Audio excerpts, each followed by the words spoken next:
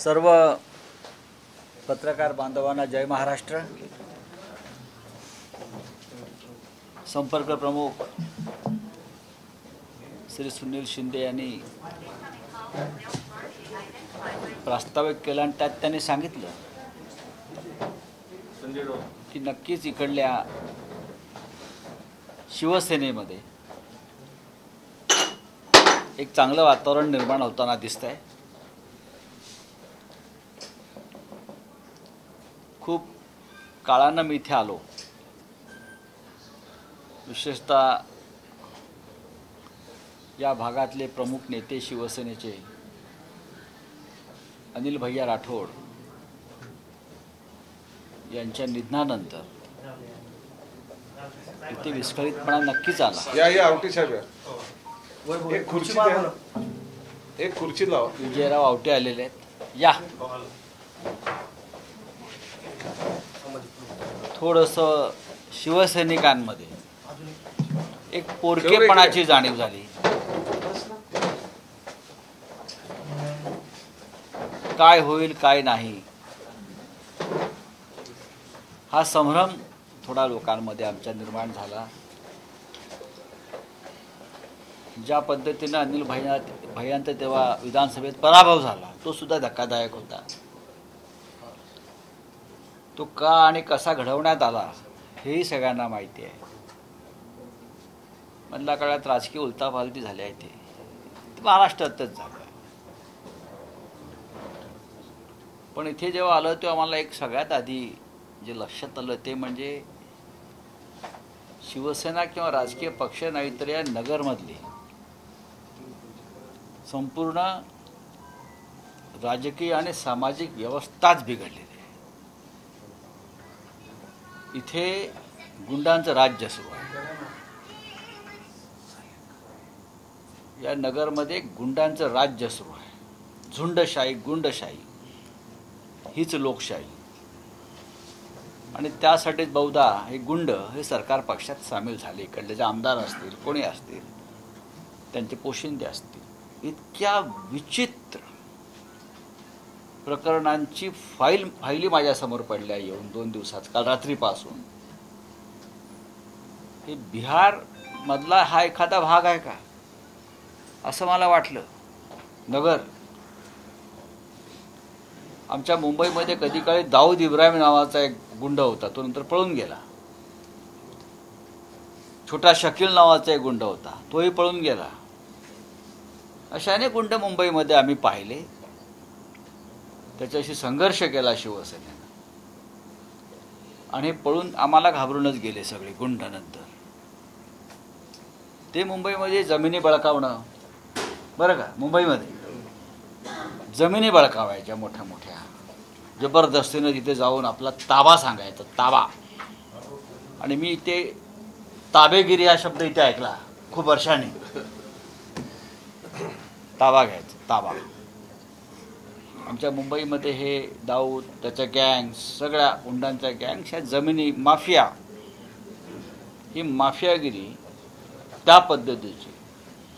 दाऊद इब्राहिम, छोटा शकील, अबू सालेम, अन्य काही टायगर मेमन, अशा पद्धतीची खंडण्या, जमिनी बळकावणं, दहशत हे नगरसारख्या शहरामध्ये व्हावं। लोक दहशतीखाली जगावेत, लोकांना इथे काम धंदा व्यापार करायची भीती वाटावी आणि हे शहर सोडून बाहेर जावं, ही या राज्यातल्या एका प्रमुख शहराची, एकेकाळी या शहराला प्रतिष्ठा होती, ती स्थिती इथे एखाद्या राजकीय पक्षामुळे आणि त्यांच्या आमदारांमुळे असेल तर मला असं वाटतं या महाराष्ट्रामध्ये गृहमंत्री आहे की नाही, आणि गृहमंत्री असतील किंवा मुख्यमंत्री असतील किंवा ह्यांचे कोणी पोशिंदे असतील तर ते काय करतायत, ते इकडला जो ताबेगिरीचा पैसा आहे तो तिथपर्यंत जातोय का, यांना कोण पाठीशी घालताय? इकडले खासदार, इकडले महसूल मंत्री, या भागातले इतर जे कोणी प्रमुख लोक आहेत त्यांचं लक्ष आहे की नाही? लोकांनी या दहशतीखाली किती काळ जगायचं? किती खून झाले इथे या भागात किंवा या जिल्ह्यामध्ये? पहा ना तुम्ही, कालच एका वकील दाम्पत्याचा खून झाला अपहरण करून.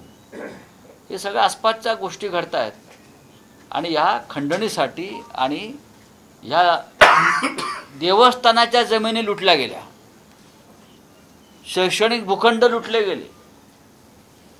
देवस्थानाच्या जमिनी तरी सोडा तुम्ही, एका बाजूला राम मंदिराचं मार्केटिंग करताय, राम राम राम राम करताय हां, आणि ते देवस्थानाच्या जमिनीकडल्या आमदार आणि त्यांचे लोक लुटतायत, शैक्षणिक भूखंड लुटतायत,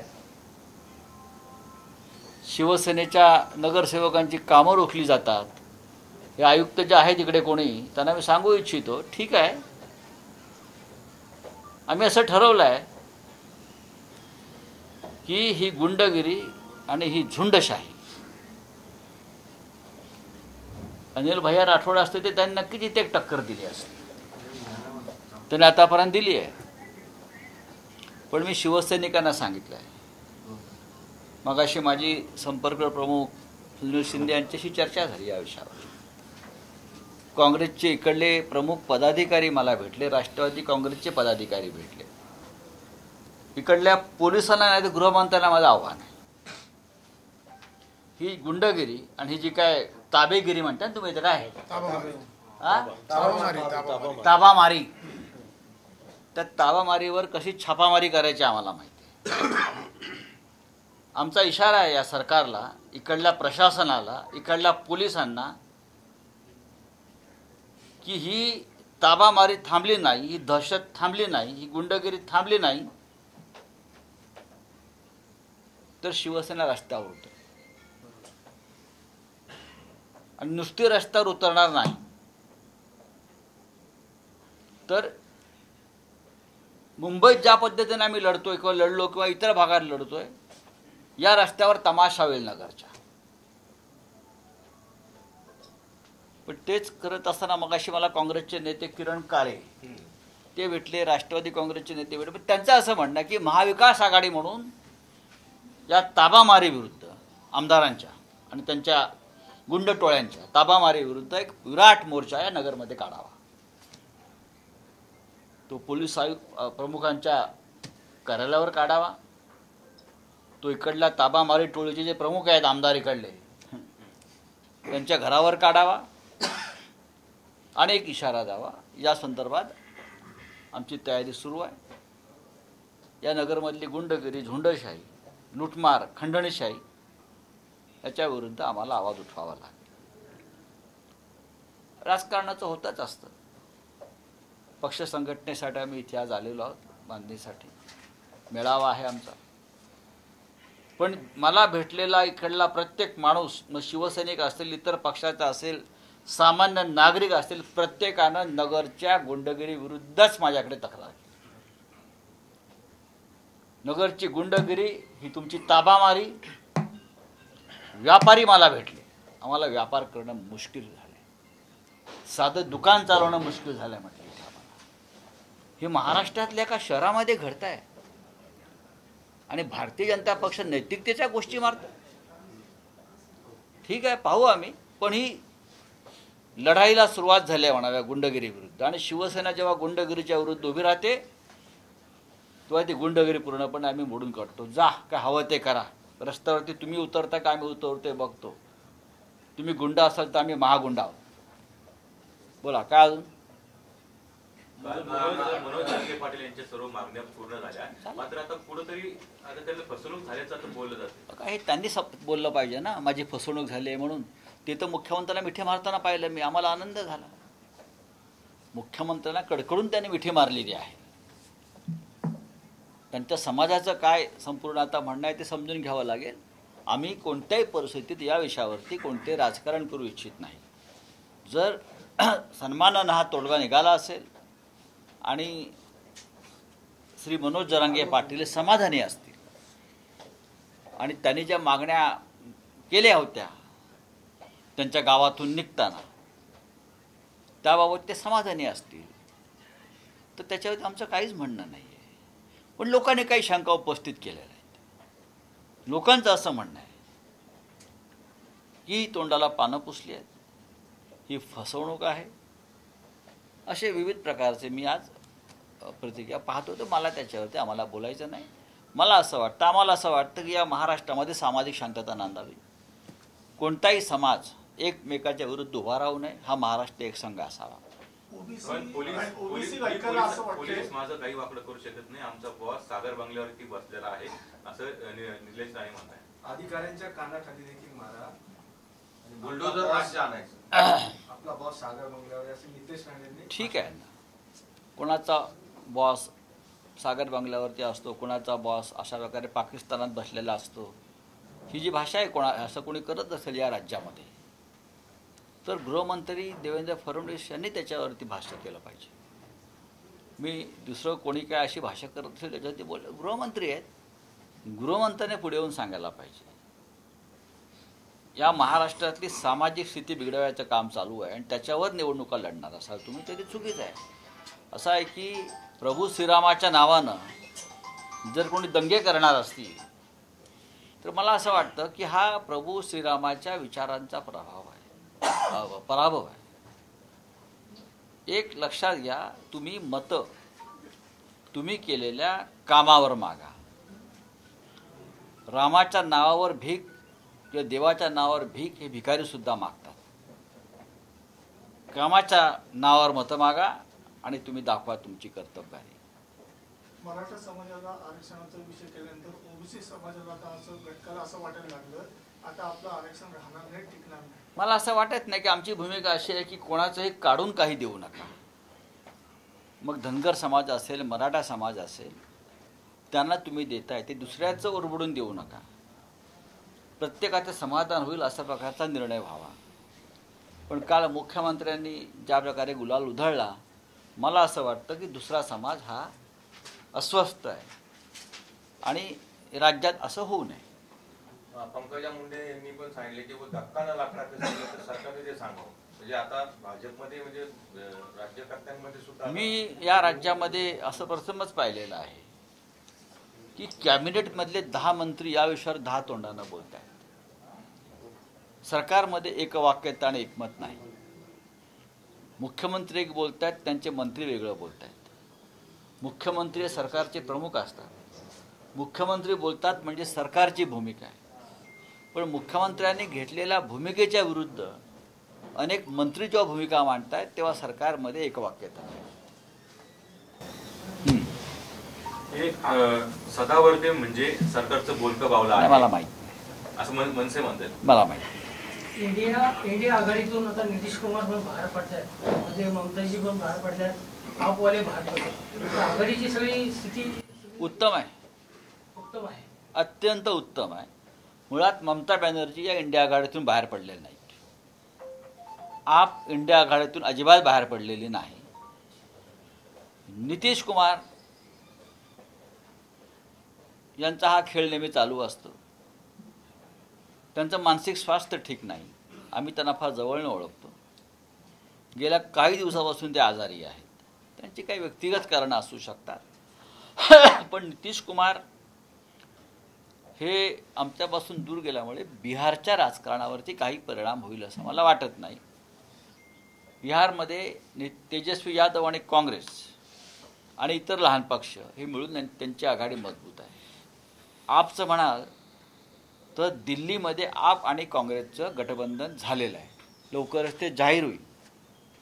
दिल्लीत म्हणतोय मी, 7 जागांपैकी कोणी किती लढायच्या ह्याच्यावर दिल्लीमध्ये एकमत झालेलं आहे.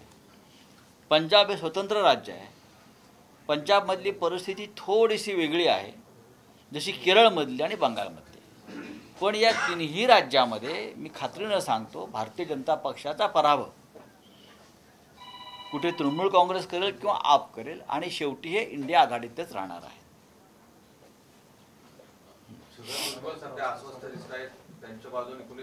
राजीनामा द्यावा.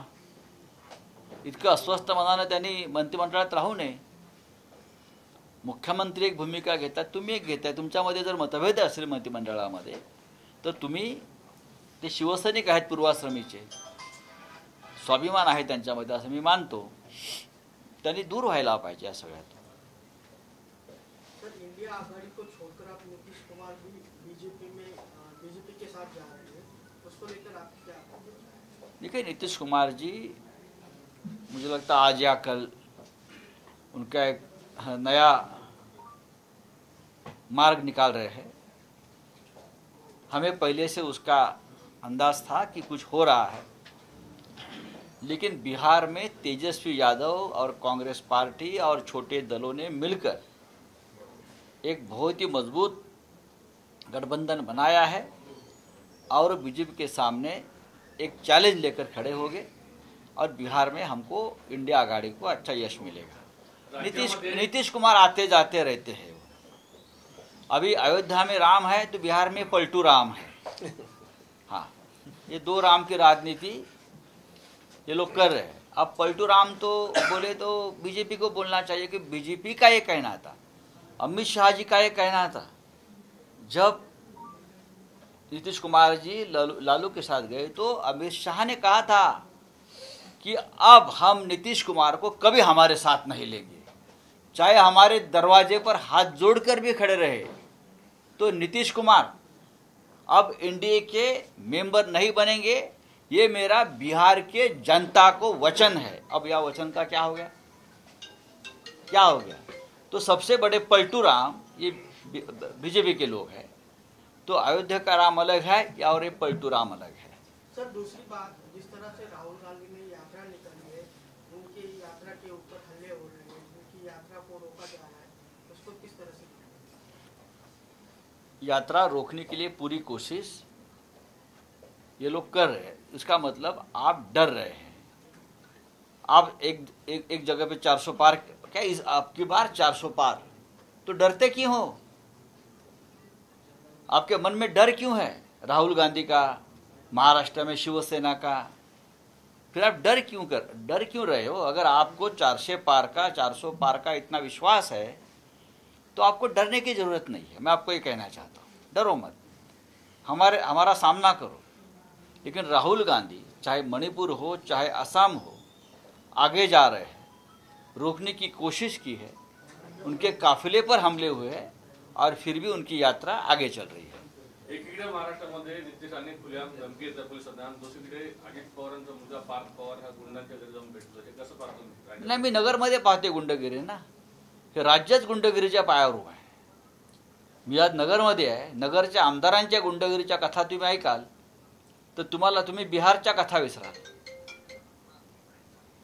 इथे प्रचंड दहशत या नगरमध्ये आहे। एक विषय असा आहे की तुम्ही आज नगरच्या आमदारांबद्दल बोलताय, त्यांच्या गुंडगिरीबद्दल बोलताय। 1 वर्षापूर्वी हेच आमदार तुमच्या बरोबर होते, तेव्हा त्यांच्याबद्दल कोणीच काही बोलत नव्हतं। महाविकास आघाडीमध्ये हे आमदार होते की तुमच्या सरकारमध्ये, तेव्हा कोणीच काही नाही बोलत। अनिल राठोड आमचे होते त्या काळामध्ये, अनिल राठोड इकडल्या गुंडगिरी विरुद्ध लढत होते, हे सगळ्यांना माहिती आहे। हो ना, हे नवीन सरकार आल्यापासून त्यांची गुंडगिरी वाढली असं मी सांगतो। हे नवीन सरकारमध्ये हे जे काय झालंय सगळं इकडे तिकडे, त्याच्यानंतर कोणाचाही नियंत्रण राहिलं नाही। जसं आता एका आमदाराविषयी बोललात ना, आमचा बॉस सागर बंगल्यावर बसलाय, ही भाषा आहे?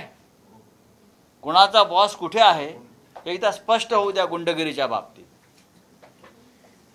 प्रकाश आंबेडकर ज्या पद्धतीनं काँग्रेसवर दबाव टाकतायत, त्या इंडिया आघाडी प्रमाणेच महाराष्ट्रात महाविकास आघाडीची वाटचाल सुरू झाली असं मला असं वाटत नाही। महाविकास आघाडीमध्ये काँग्रेस, राष्ट्रवादी काँग्रेस आणि शिवसेना, शेतकरी कामगार पक्ष, डावे, बरं का, असं एक मजबूत आघाडी आमची झालेली आहे। त्यांच्यामध्ये कुठेही आमच्यामध्ये मतभेद असण्याचं कारण नाही।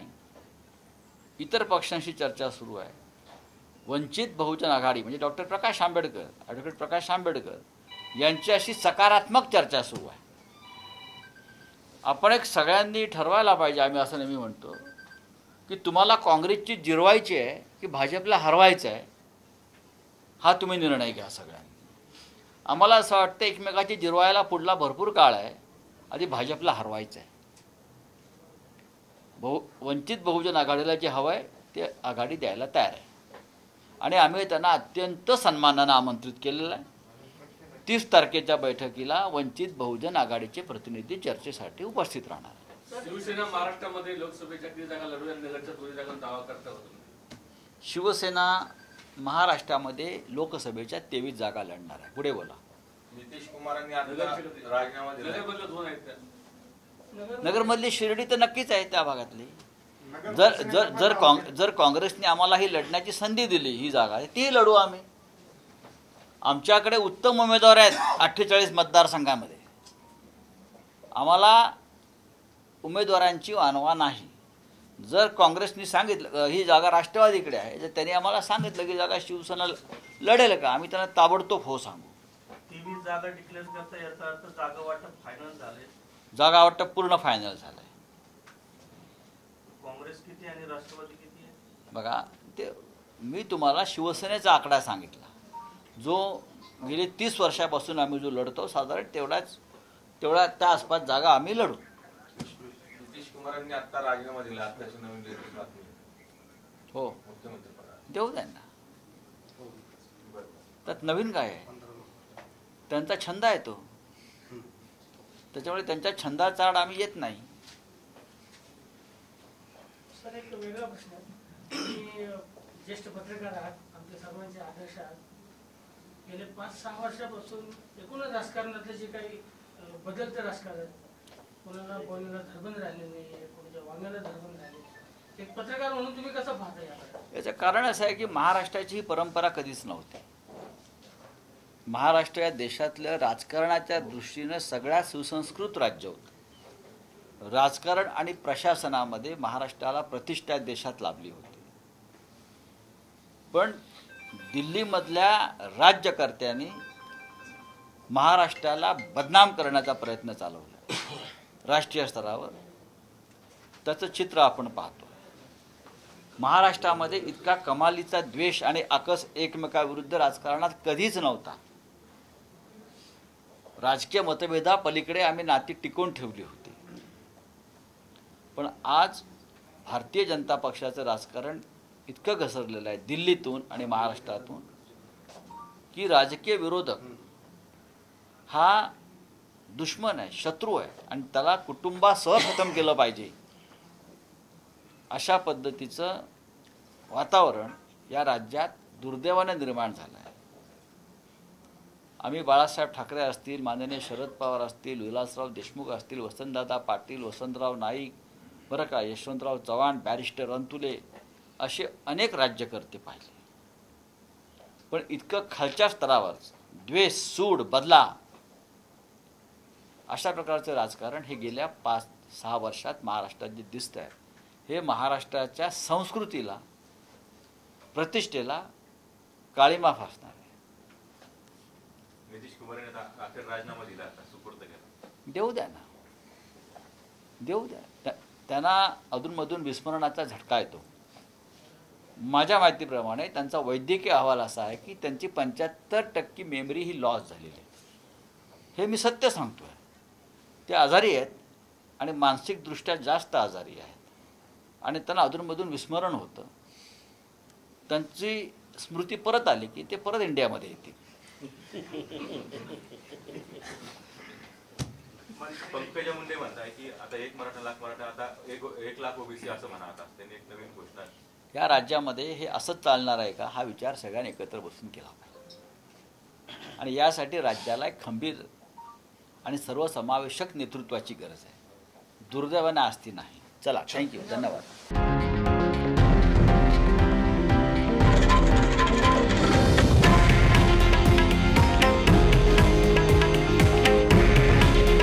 हे आहे देशातील नंबर 1 न्यूज नेटवर्क आणि आपण पाहत आहात TV9 मराठी. काळजी तुमची, हित महाराष्ट्राचं.